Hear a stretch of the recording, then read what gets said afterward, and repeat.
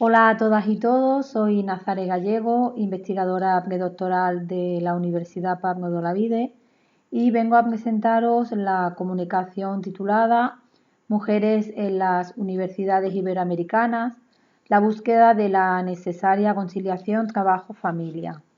Esta ha sido realizada en coautoría con la doctora Liliana Castañeda, perteneciente a la Universidad de Guadalajara, en México. En primer lugar, decir que esta comunicación forma parte de un proyecto de investigación titulado Los retos de la conciliación, análisis comparado de la experiencia de mujeres trabajadoras en instituciones de educación superior, que tuvo lugar entre julio de 2018 y diciembre de 2019 y en el que han participado más de 20 investigadoras e investigadores de diferentes países iberoamericanos y todos ellos pertenecientes al Grupo Iberoamericano de Investigación sobre Mujeres, Conciliación y Corresponsabilidad Familiar. El principal resultado ha sido la publicación del libro que comparte título con la comunicación que os vengo a realizar.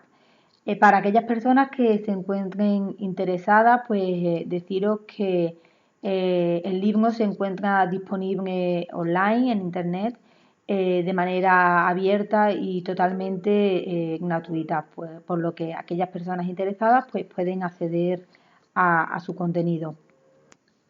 Los objetivos generales de la investigación fueron dos. En primer lugar, nos interesaba conocer cuáles son las políticas que están llevando a cabo, así como las medidas institucionales que se están adoptando por parte de los gobiernos de los diferentes países que forman parte del estudio, de tal manera que se pueda realizar una comparación. Y de manera particular nos interesa conocer cuáles son las medidas y las políticas en el contexto universitario.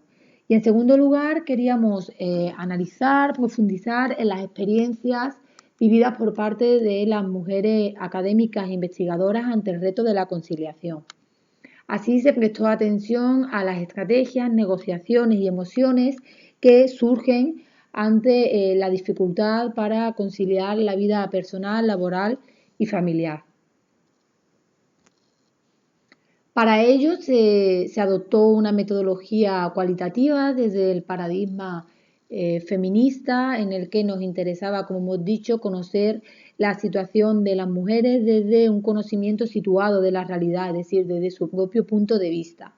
Para ello se llevaron a cabo entrevistas semiestructuradas y en profundidad en un total de 16 instituciones de educación superior de 9 países, 8 de ellos iberoamericanos más Italia.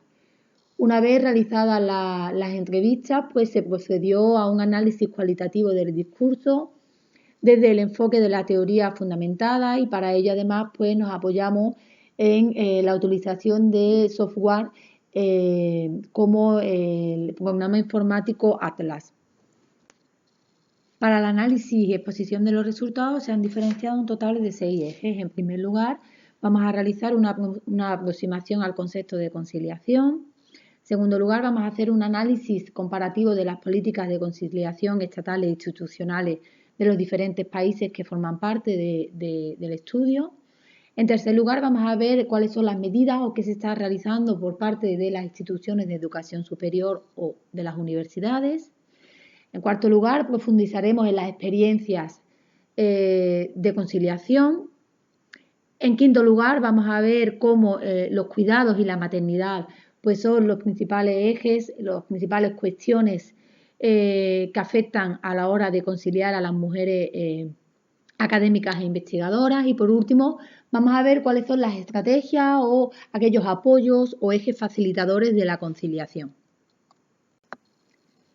En primer lugar, tras realizar una revisión de la literatura, la principal conclusión a la que se llega es que la conciliación es vista como un concepto maternalizado y por lo tanto feminizado, ya que es un tema construido y mostrado como asunto de mujeres con responsabilidades de cuidado. Esto se puede ver a partir de 3 aspectos. Por un lado, se observa cómo es una cuestión que lo investigan más las mujeres. De esta manera se dice que la selección de los temas de investigación es una radiografía de las problemáticas y asuntos no resueltos que atraviesan los investigadores. Por otro lado, vemos también cómo la mayoría de las investigaciones tienen como población o como objeto de estudio a las mujeres. Ejemplo de ello es la presente investigación en la que, como ya hemos mencionado, principalmente se entrevistan a mujeres. Y por otro lado vemos como el mismo concepto que ofrece la Organización Mundial de la Salud sobre conciliación lo señala como un tema de mujeres. De esta manera existe una tendencia a definir, mostrar y pensar en las políticas y la literatura el concepto de conciliación como un asunto de mujeres. Además, vemos por otro lado cómo se trata de un concepto complejo. De esta manera, se debe abordar desde un posicionamiento tanto feminista como desde una óptica de derechos. De esta manera no se trata de un tema de mujeres per se, sino que es una problemática que afecta en mayor medida a las mujeres, pero que al mismo tiempo se relaciona también con los varones, pues en el fondo está un marco de derechos como la igualdad, el derecho al desarrollo de la personalidad, el derecho al cuidado, el acceso a derechos de seguridad social o derechos laborales básicos. En segundo lugar, uno de los objetivos del proyecto fue presentar una radiografía que permitiera conocer en el estatus del marco normativo sobre la temática de la conciliación. Vemos cómo en aquellos países donde existe normatividad al respecto, pues no necesariamente se enmarcan en la búsqueda del derecho a la igualdad, sino que derivan de un derecho laboral que se otorga a las madres trabajadoras. Además, esto viene a fortalecer la idea de que las normas hasta ahora existentes están maternalizadas y están dirigidas de manera casi exclusiva a las mujeres. Por otro lado, vemos también cómo se produce una distancia entre las normas y políticas existentes y las cotidianidades que experimentan las mujeres académicas e investigadoras. Además, persiste la necesidad de generar normatividad o políticas, sobre todo en algunos países, como es el caso de México y Ecuador, a partir de esas cotidianidades y que sea inclusiva tanto para las mujeres como para los varones. Otro tema que tiene que ver con las normativas y políticas es que éstas requieren de ser acompañadas y reforzadas con campañas y discursos que apunten a la transformación de los referentes culturales que han construido lo privado, es decir, que se rompa esa división de los roles de género, como es el caso de Italia y España, en el que, aunque existen políticas, vemos cómo las académicas siguen experimentando desigualdades, estrés, malestares, etcétera, por la difícil labor de conciliar. Y además hace falta políticas para conciliar la vida privada y la vida laboral, que no estén solamente pensadas y enfocadas a la maternidad, sino en otras condiciones y circunstancias que se tejen en el ámbito privado, como por ejemplo enfermedades, cuidados de familiares, tiempos de ocio, etcétera. Un aspecto que llama fuertemente la atención es la escasez o muchas veces ausencia de políticas de conciliación en las universidades. Observamos cómo esto tiene consecuencias directas en las posibilidades de acceso y promoción en las carreras académicas, consecuencias que se ven diferenciadas para hombres y mujeres en tanto en cuanto, como hemos visto, la asunción de las responsabilidades domésticas y de cuidado no son las mismas. Todo esto se sitúa en una lógica neoliberal que se basa en una supuesta meritocracia y objetividad del sistema universitario. Observamos así cómo las convocatorias de concurso se diseñan para un sujeto ideal que ha colocado en el centro de su vida el trabajo y que por lo tanto tiene absoluta disposición para el desempeño y desarrollo de las tareas docentes e investigadoras. Sin embargo, se ve cómo estas convocatorias pues, no consideran que las personas en su día a día pues, tienen otra serie de condiciones que afectan sus posibilidades para la realización de la carrera, como puede ser el cuidado de la propia salud o el cuidado de los otros, no únicamente de los hijos, sino también de otras personas dependientes y que además también pues requieren de tiempo de ocio y para sí mismos. De esta manera se pone en cuestión la igualdad de oportunidades del sistema universitario. Ante esto, observamos cómo las académicas e investigadoras participantes en la investigación pues muestran un discurso crítico en el que pone en duda el mérito y la objetividad de los concursos. De esta manera, si no parten con igualdad de oportunidades, es decir, si no se asumen las responsabilidades en el ámbito reproductivo de igual manera por varones y mujeres, pues difícilmente van a tener la misma disponibilidad de tiempo y de esfuerzo para dedicarse a sus carreras docentes. Del análisis del discurso de las académicas investigadoras, es posible identificar de manera general la presencia de sensación de culpa, agotamiento, malestares, estrés y sobre todo un sobreesfuerzo, una sobrecarga y una naturalización de que la mujer todo lo puede o que a la mujer todo le toca. Esa idea de la mujer como una superwoman o una supermujer que tiene que ser capaz de llevarlo todo por delante y de conciliar todo y además sin tener que presentar queja o sin cuestionar el que esto sea así. De esta manera se observa cómo existen pocas y muy sutiles críticas o cuestionamientos a tres aspectos. Por un lado, a lo que venimos diciendo, a los mandatos de género que dictan que son las mujeres quienes se tienen que encargar de cuidar a los hijos e hijas. Por otro lado, vemos cómo también se pueden identificar pocos cuestionamientos a la responsabilidad del Estado de colocar el cuidado tanto de menores como de personas de la tercera edad o de personas con discapacidad, de personas dependientes, al fin y al cabo, como un derecho y no como una responsabilidad parental o familiar.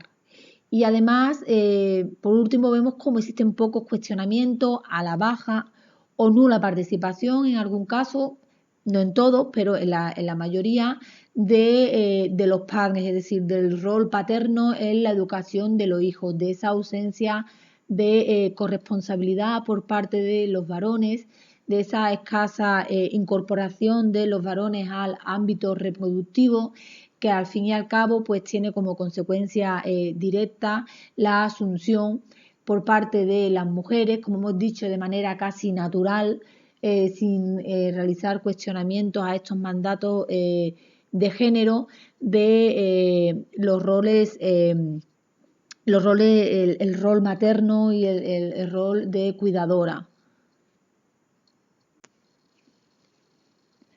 Además, observamos una fuerte tensión en las identidades de estas mujeres académicas y la maternidad. A pesar del nivel educativo que se ha alcanzado, la maternidad sigue siendo la principal cuestión que da sentido a la feminidad de las mujeres, se tengan o no se tengan hijos. Además, vemos cómo existe una imposibilidad a la hora de pensar y ejercer otro tipo de maternidades menos intensivas, como pueden ser los maternajes alternativos o la posibilidad de generar una mayor corresponsabilidad con la pareja, una corresponsabilidad que vaya más allá de la ayuda. Sin embargo, como hemos mencionado anteriormente, pues el cuestionamiento ante la escasa participación de las parejas varones en la esfera reproductiva, pues es muy escasa. De esta manera, se constata que la maternidad es una de las cuestiones principales en lo que se refiere a la conciliación. De ahí que algunas mujeres pues, deciden posponer la maternidad, no tener hijos o bien postergar el desarrollo laboral, es decir, las posibilidades de promoción hasta que los hijos hayan superado la fase de la infancia.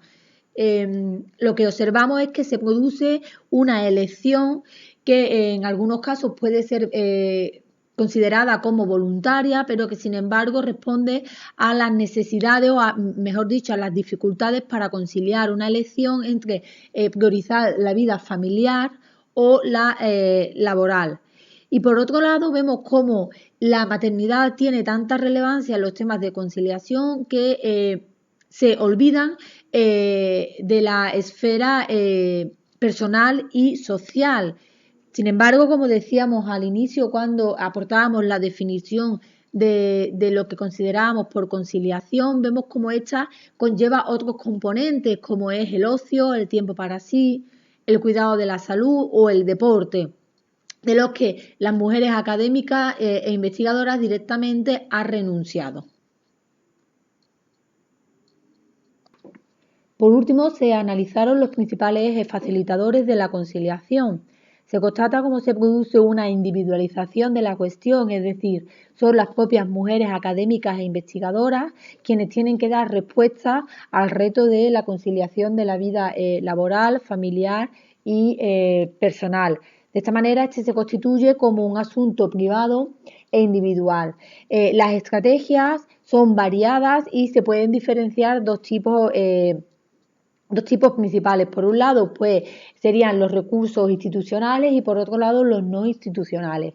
Comenzando por los no institucionales, pues encontramos cómo las entrevistadas hacen referencia principalmente al apoyo familiar a la hora de cuidar a los menores cuando éstas tienen que acudir al trabajo, ya sea a reuniones o a las tareas docentes o investigadoras, incluso a la asistencia a congresos o jornadas de investigación, y principalmente hacen alusión al rol de las abuelas cuidadoras. Por otro lado, vemos como aquellos que no cuentan con un apoyo, con una red de apoyo familiar o en el que este no es suficiente, pues se procede a la contratación de trabajadoras domésticas. Y vemos como además aparece también la red de guarderías. Sin embargo, se observa como un recurso institucional, pues es bastante cuestionado por parte de las académicas. Sobre todo se observa en las entrevistas realizadas en España e Italia. Por un lado, se alude a la insuficiencia de estas y por otro lado también al horario. Un horario en el que no ve cubierta pues todas las necesidades que tienen las profesoras e investigadoras. Vemos también cómo se produce una negociación informal con los compañeros de trabajo o con los jefes directos. Algunos de estos acuerdos informales pues les permiten a las mujeres no dejar el trabajo pues ante situaciones de maternidad, de enfermedades severas o de embarazo. Y esta consiste en que los jefes le permitan a las profesoras pues trabajar desde casa por un tiempo determinado, gestionar que alguna persona pues ayude a las profesoras en las actividades. Por otro lado, encontramos también las negociaciones con las parejas en aquellos casos en los que estos mantienen una actitud favorable hacia la conciliación o la corresponsabilidad.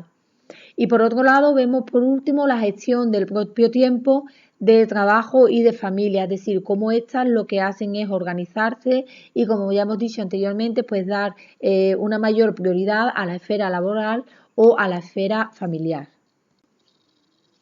En la presente investigación se ha analizado, por un lado, las políticas y las medidas institucionales que están siendo llevadas a cabo por parte de los gobiernos y de las instituciones de educación superior de 9 países diferentes, y además se ha profundizado en las experiencias y vivencias de las académicas e investigadoras ante el reto de la conciliación de la vida familiar, personal y laboral. De este modo, son varias las conclusiones alcanzadas. En primer lugar, pues se constata la ausencia de políticas y programas que realmente posibiliten la conciliación. Además, se constata que las políticas familiares existentes promueven la perpetuación de los roles de género, es decir, no están enfocadas a la consecución de la igualdad. Junto a la ausente corresponsabilidad masculina, las mujeres ven obstaculizadas sus posibilidades de conciliación debido a la escasez de servicios públicos. Además, se observa cómo estas necesidades están siendo cubiertas por redes informales de apoyo, como es el caso de la familia. Y además se observa cómo las políticas familiares, pues en muchos casos no se encuentran remuneradas y están dirigidas de manera prioritaria a las mujeres. Es decir, se tratan de políticas maternalizadas para las mujeres trabajadoras y además madres, por lo que en la mayoría de las ocasiones se constituye como un derecho derivado para los varones. De esta manera, en definitiva, como hemos dicho, pues se continúa fomentando que sean las mujeres quienes afronten las tareas de cuidado. Por otro lado, se observa que las mujeres asumen de manera naturalizada esta división de los roles de género. Además, se continúa considerando en el imaginario colectivo que son estas quienes deben de asumir las funciones de cuidados y domésticas no remuneradas e invisibilizadas, por lo que se permanece la idea de que los hombres no necesitan, incluso en los países iberoamericanos, se mantiene la idea de que estos no deben conciliar, puesto que se trata de una tarea de mujeres. Además, se constata como no existe un movimiento crítico que cuestione la repartición de tareas equilibradas en las parejas. Además, existe una tendencia hacia la responsabilización de las académicas a la hora de priorizar entre la vida familiar o laboral, de modo que se asume que la desigualdad de oportunidades que padecen no es más que el resultado de sus propias elecciones, de manera libre y voluntaria. Y por último, encontramos cómo toda esta situación repercute negativamente en las vidas personales y profesionales de las mujeres. Además de incidir en los niveles de productividad, estas se encuentran continuamente entre dos mundos, el laboral y el familiar. Todo ello deriva en sentimientos y emociones que provocan cansancio, culpa, inseguridad e inestabilidad. Junto a las consecuencias negativas cognitivo-emocionales para las mujeres, vemos cómo esto además tiene una consecuencia directa en sus posibilidades de acceso y promoción en la carrera académica. Para finalizar, pues decir que los poderes públicos pues, deben de adoptar un mayor compromiso con las familias, diseñando e implementando políticas y medidas que, por un lado, promuevan la corresponsabilidad masculina, es decir, que no sean enfocadas únicamente ni dirigidas a las mujeres y a la maternidad, y por otro lado, que faciliten la conciliación tanto de la esfera familiar, laboral, como también la personal de hombres y mujeres. Esto ha sido todo. Muchas gracias por su atención.